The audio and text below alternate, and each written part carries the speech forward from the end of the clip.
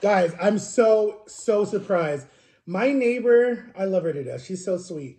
I helped her yesterday, and so she surprised me with some Dunkin' Donut or whatever it is. So let's see what she got me. All right, so it says on here order number, and it just tells me what she got me. So let's see. All right.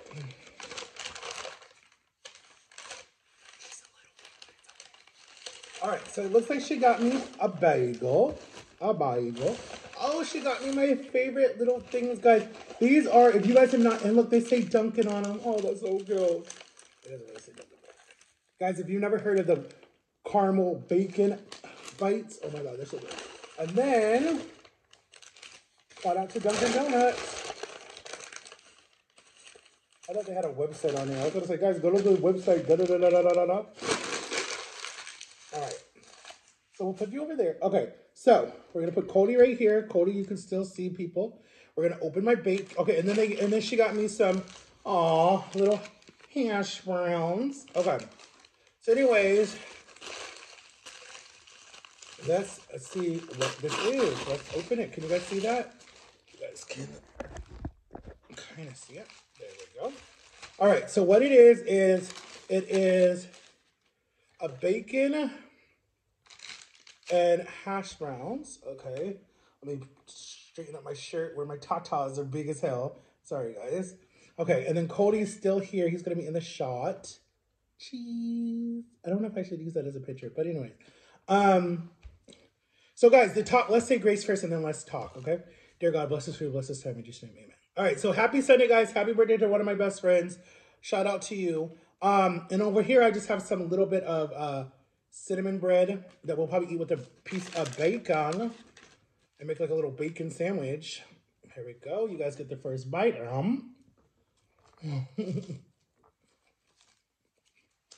Oh, so the story time for today. Oh no, no. All right. The topic for today is we're going to talk about people with disabilities, right? Because we're not really represented well at all in society, okay? Oh my God, your throat. Oh my gosh. Back in the day, guys, back in like the 1900s, 1940s, whatever.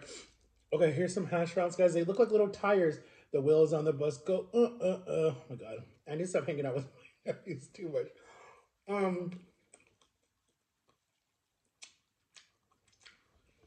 That is dry as hell. I need to tell her to take this shit back. Okay. Anyway, so in the 1940s, they would send us to this hospital where they would experiment on us, right? Beat us, lock us in rooms, tie us down to the bed. There was a lot of stuff that they did to people with disabilities. Even the Queen, right? Because the Queen and the King and all that crap, right? The royal family. They were so big about their name not being put in the mud, even though the King did it anyways, with what he did to Diana.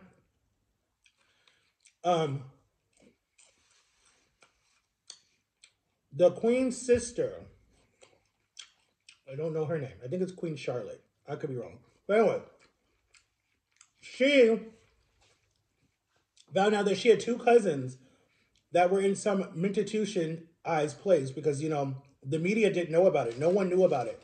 But there was a tell-all book coming out in the 90s about them. And they had disabilities. And they were locked away.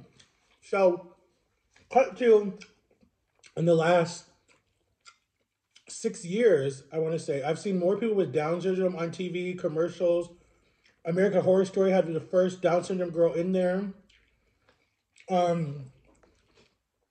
Actually, no, go back to the 90s. There was a show called, was it Silver Spoons or something, that had a Down syndrome brother on there.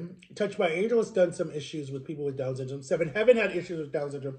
I'm proud of them, but back in the day, they would just use us, and same with people, little people too. They use them for small roles in movies, right? They really took advantage of the little people back in the day. Same with the people with disabilities. Okay, look, it has a lot of sour cream on it, but it's not my favorite one. My favorite sour cream of all times is the garlic sour cream.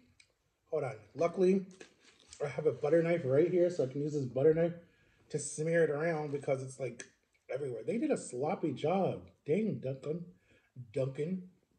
Is the guy's name Duncan? Is that why they named it Dunkin' Donut? Like, where the hell did Duncan come from? Anyways. There we go. Nice and smooth. Nice and smooth. Okay. I don't know why I just did that. What the hell? What is wrong with me? So anyways, like I was saying, so me, with my disability that I have, right, they want to say that it's a chronological thing, like it's something with my brain, right?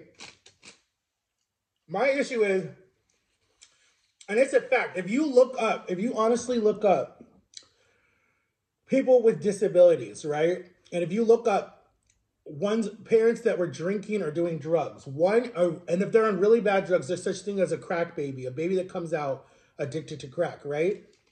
And my mom knew this lady, right? Because my mom's helped a lot of people, like my whole life.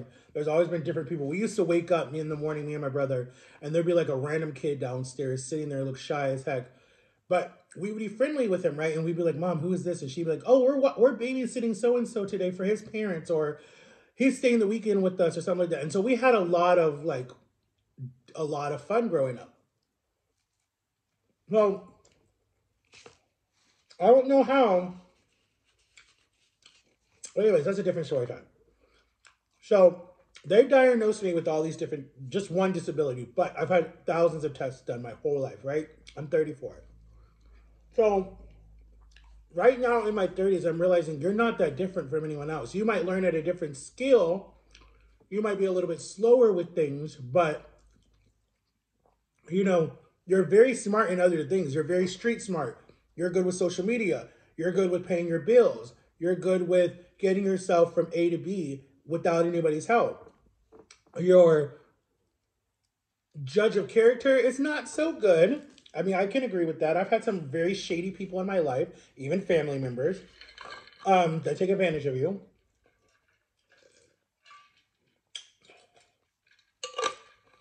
But you know what what I really want to do with my life, and that I think will be awesome,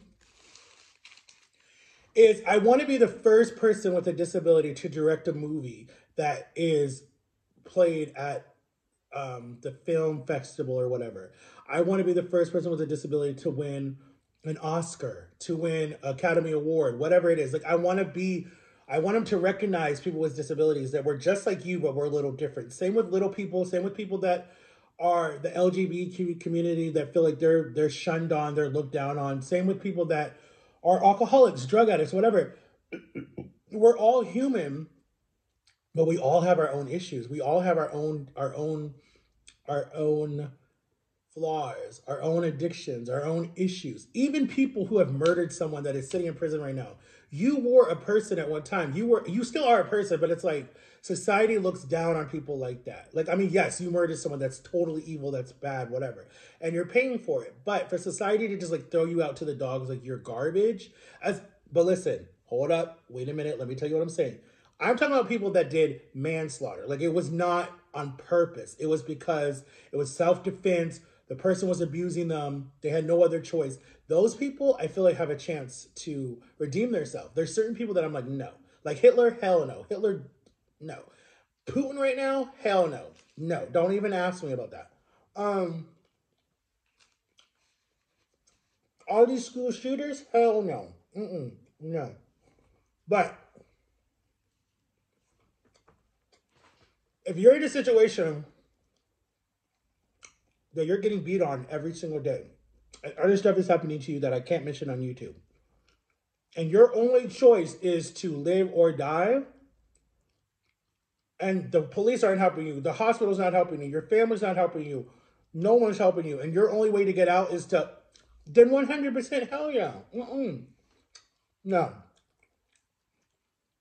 Because I've been in situations like that. I've been in a really, really, really, really, really, really, like, God, I can't wait to do. I know I keep saying I need to do my book. I need to do my book because I feel like a lot of people would understand me more. You know, like right now, raising a teenager, it's very different because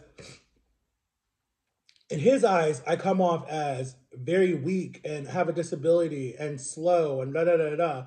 But then in one hand, it's like, no, but I'm proud of you for how far you came and da da da da. But I don't think you could take care of me. You know, something like that. So my thing is like, okay, the damage has already been done to you. So you do you and I'm gonna do me.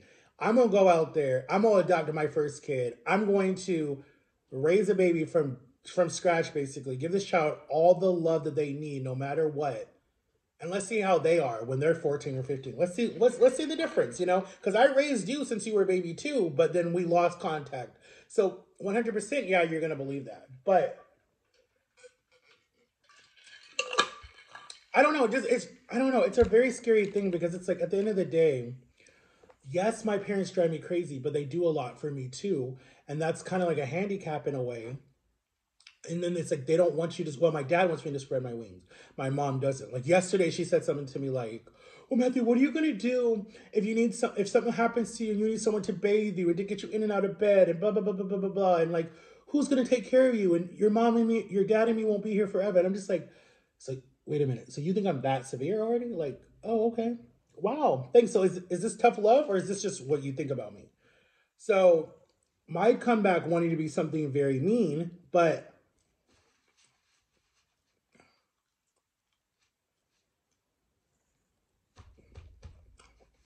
to say all of that, you can't you can't change people's opinion about you. They're not going to change. They're going to think that you're slow. You'll never learn how to read really good. You'll never live independently. You'll never have your license. You'll never have your own apartment. You'll never get married. You'll never have kids. Like those people like that, it crushes me so much in my soul because it's like, damn, you don't even believe in me at all, but I believe in you 100%. That's what crushes my soul. So, for people who are dealing with disabilities, anybody that is watching me, you have to cut those people out of your life because those are called negative people. Those are called people that will bring you down and leave you in that rut. You got to prove them wrong. But at the same time, when you make success and you do something with your life, they don't get to come along with you. They don't get to be a part of it at all. They stay their little happy asses right where they are. And you succeed and you have fun and you keep the people that have believed in you and know 100% that you're not slow what the paperwork says. And I'll use an example. I'll tell you the people that know that I'm not slow, that I know are legit care about me. Um, I'll start with family first. I'll start with family first. Well, I mean, they're still a family to me too, but I'll say it like this because we share the same last name. My aunt Cheryl, love you to death, has never once, even when people were saying he's not going to amount to nothing, he's da da da da da da da da da da.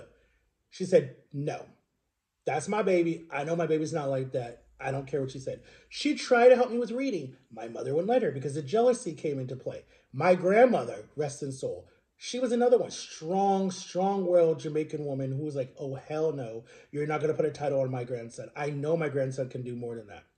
My whole life, right? She cared about me. My sister is the same way. To this day, she still tells me that I can do stuff because she's seen me do stuff. John and Lily. John was the first person that I met when I first moved to Florida in 2005. We were in our reading class together. It was first period. Miss Stone, shout out to you, Miss Stone. And we had the first class together. John, so what she would do is that she would set us up into these, like, she'd have us go in these private rooms, right? Like, or not private room, just a separate room, like the reading room. And then she'd put us on a timer to try to, like, we'd have to finish the whole paragraph under a certain amount of time and then come read it to her to show that we did it, right? So I was first working with Victor, who was my ex-girlfriend and my son's uncle, who was my best friend too at the time. He did it. He got too impatient or whatever and was like, just, he didn't have patience for it. So she switched. So she had John come and work with me. John worked one on one with me. I worried a whole paragraph, was so proud of myself, was so happy because before this, I didn't read nothing, right? In Ohio, no one helped me, whatever it was, right? So I was so excited. So I go and I tell the teacher, and I'm like, Miss. She's like, what? I'm like, I can read. And then she's just like, okay, read to me. So I sit in front of her desk, and she has all these books and everything. And we're sitting up there in the classes doing their own thing. And then I read to her, and she's like, I'm so proud of you. And then John's like, I knew you got it, bro. I knew you got it. He's like, you got this. You just got to practice more. He was like, so happy for me. And then I was like, he's like, do you want to tell your mom? I'm like, yeah. Let's tell my mom. So I call my mom, and she's at work, right? And she worked at the front desk, so she wasn't that busy because all the kids were in class already. And then I tell her, and she's just like, "Oh, cool, I gotta go." And I'm just like,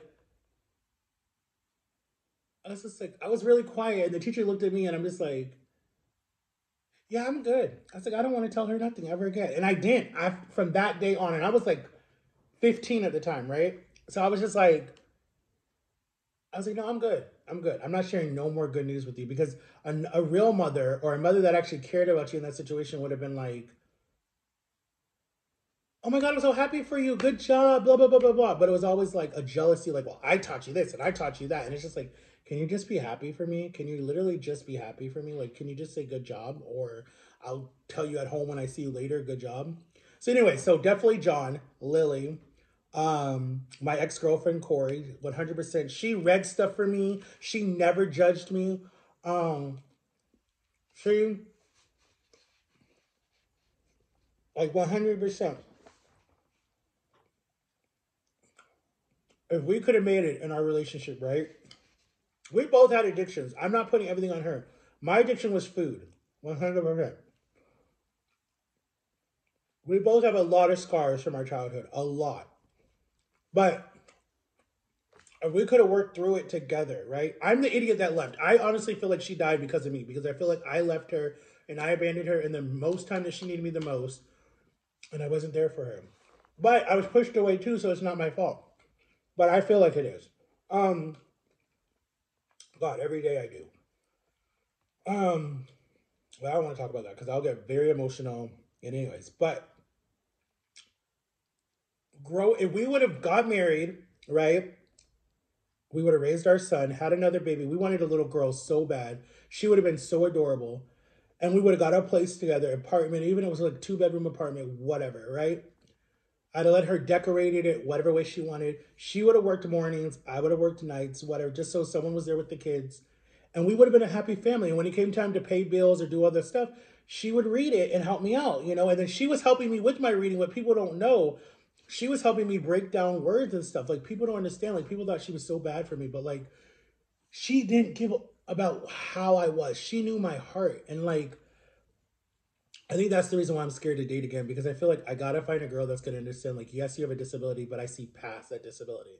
Not like, well, damn, that means I gotta be bringing in the money, I gotta be doing everything, da da da da da. And what is he gonna do? Like, I want a girlfriend that's like, babe, I support you in everything that you want to do, you know, and we're a partner in this. And like, you go to work, I go to work, someone's home with the kids, I'm happy. Like, I'm fine with that.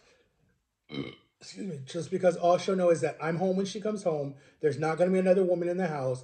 I'm not cheating on you, and I'm not beating you. So she's going to be like, damn, I got the good, best person in the world.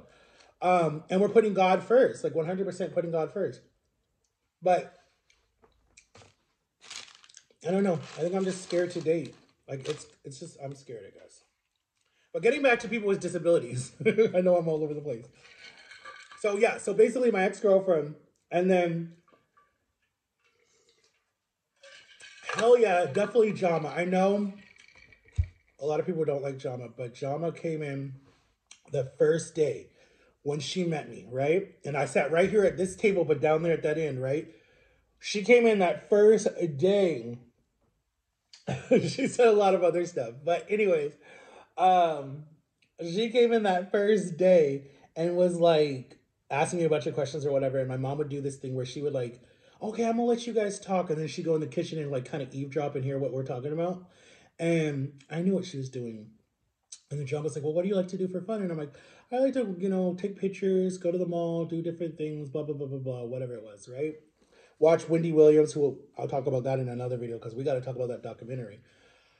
And I remember she would be like, okay, we can do that, we can do that. And then when she left and got in the car, and she told me this way later, she went in the car and she told her husband, and she said, hey, it's not Matthew, it's his mother. There's nothing wrong with that kid. He might be a little bit slow, a little bit slow, but he's been so much brainwashed. And she's like, I can see that he's ready to he's ready to flight. Like I can see it. From day one, she knew that. And then as we got older, as we got like closer and closer and closer, she became like that mother that I was always looking for, like encouraging to do stuff. And was like, be a man, be a man. You know direction, you know where you're going. You don't need someone to hold your hand. Come on, be a man, be a man, be a man. And that's why I was able to check out of a lot of different things because I was like, I'm not being treated right at all. I became my own payee. I didn't need no one to be controlling my money. I was able to buy my own, like, I mean, I did stuff for myself before, but I was being used for certain things. But this time I was able to buy my own groceries, buy my own clothes, buy my own toiletries, take care of myself. There was stuff that I was doing that I was like, I mean, I was doing it before, but at the same time I was allowing people to do it for me. So it was like, I mean, I still like bathed myself, took care of myself, all that stuff. But like, I still let people like buy my groceries. And so it was what they bought that they wanted me to eat or, you know, stuff like that. Only went out when they went out, you know, stuff like that. So that was kind of like my life with a disability. So it's like, and then like I said, I have Jama, I have Darrell, who's my other best friend, who she worked with my grandpa. We became close. I make friends very easily, people, very easily. Um, but yeah, I have a lot of people that I feel like just accepted me for me because it's like, at the end of the day, it's like people with disabilities, we're very loving. We have a big heart. Yes, we can be naive sometimes, 100%. But I hate when people say you're not all the way there. So I understand what's going on. Like, ooh, that drives me crazy. Like when I was staying with my cousin, and I hate bringing her up because I don't even talk about her and I don't even talk to her. But when I was in Texas, right, and I was with her for a long time, right, and she knows all this different stuff. She has her own issues. But she would throw in my face, oh yeah, I forgot you can't read, or oh yeah, I forgot that you're retarded, or oh yeah, I can't forget that you're special needs, or something like that. And I'm just like, why do you, and even her kids were like, Mom, why do you treat Matt like that? Like, that's not right. Don't say that to him. That's rude. Like, they were like, you're wrong. So for your own kids to call you out, something's up. But like, it's just something that they do because even my mom is like that. She will just say it whenever she wants to say it, and she doesn't even care that it's hurting you. And it's like, I don't know. I don't get it. Because in one breath, she's like, I'm like your biggest cheerleader. I care so much about you. I've done so much for you. I've watched God save your life so many times, and you don't care, and blah, blah, blah, blah, blah, blah, blah. And I'm just like, I will give it to you that you've kept me alive. I will give that to you. Yes, you did keep me alive. Now, were you mothering?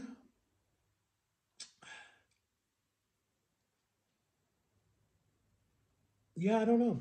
I don't know. It was quiet just like that. I was like, I don't know. Um, you were a good dictator. You were a good boarding school person, principal, whatever you want to call them. You were very good at that. I mean, don't get me wrong. I've learned a lot from my mom. A lot. A lot. I know how to change the oil on the car. I know how to use one of those big ass tractors to mow the yard. I mean big, big, big. I know how to use a combine or whatever that thing is called. I know how to change the oil. I know how to change on any type of situation. I know how to change the oil. I know how to patch a hole in the wall. I know how to move heavy furniture. I know how to cook certain things. I got my heart from her. I will give her that 100%. My mom is a forgiving person. I got that from her.